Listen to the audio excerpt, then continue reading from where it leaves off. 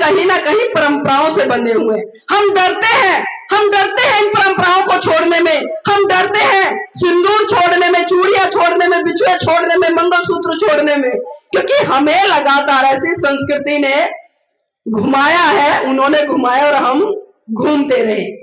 मेरी भी शादी हो गई है, 19 साल हो गए, आज तक मैंने कभी कोई चूड़ी नहीं पहनी, मैंने कभी कोई मांग नहीं भरी, मैंने कोई मंगलसूत्र नहीं पहना, कभी बिछुए नहीं पहने, कभी पायल नहीं पहनी, क्योंकि मैं समानतावादी हूं, मैं बाबा साहब की अनुयायी हूं। आप खुद देखिए, जब एक लड़के की और एक लड़की की शादी होती है तो क्या होता है, एक लड़की पर शादी के बाद परंपराओं के नाम पर उसके पैरों में बिछुए डाल दिए जाते हैं, हाथों में चूड़ियां, गले में मंगलसूत्र, माथे पे बिंदी और सिंदूर से इतनी लंबी मांग भर दी जाती है। लेकिन वही दूसरी तरफ हम पुरुष को देखें तो उसके शरीर पर एक भी ऐसा आभूषण आपको नहीं दिखाई देगा जिससे कि दूर से ही हमें पता चल जाए कि वो पुरुष शादीशुदा है। तो क्या ये समानता हुई? नहीं है ना। अब एक बात बताती हूं, एक बार दिल्ली में हम बैठे थे तो एक भाई साहब आए, बैठे रहे, चाय वाय पी, चर्चा चली। उन्होंने कहा कि बहन जी एक बात बताइए कि आप शादी कब कर रही हैं? मेरी हंसी छूट गई।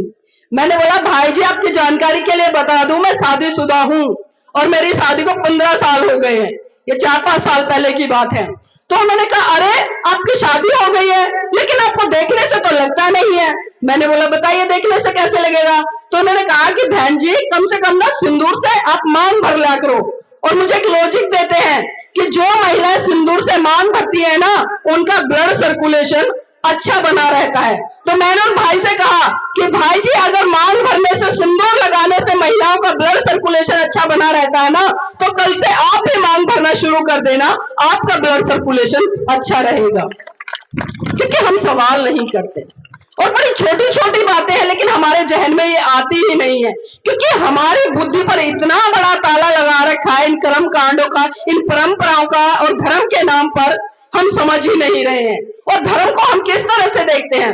तमाम लोगों से अगर चर्चा की जाए कि धर्म क्या है तो लोग तरह तरह से बात करते हैं। कोई कहता है पूजा पाठ करना धर्म है, कोई कहता है आरती करना धर्म है, कोई कहता है नमाज पढ़ना धर्म है, कोई कहता है कि चर्च में जाना धर्म है।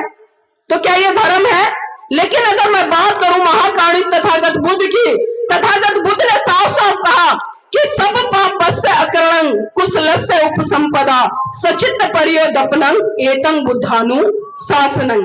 यानी कि किसी भी गलत काम का ना करना, सभी अच्छे कामों का करना और गलत और सही के बीच के अंतर को जान लेना, यही बुद्धों की शिक्षा है और यही सनातन नियम है।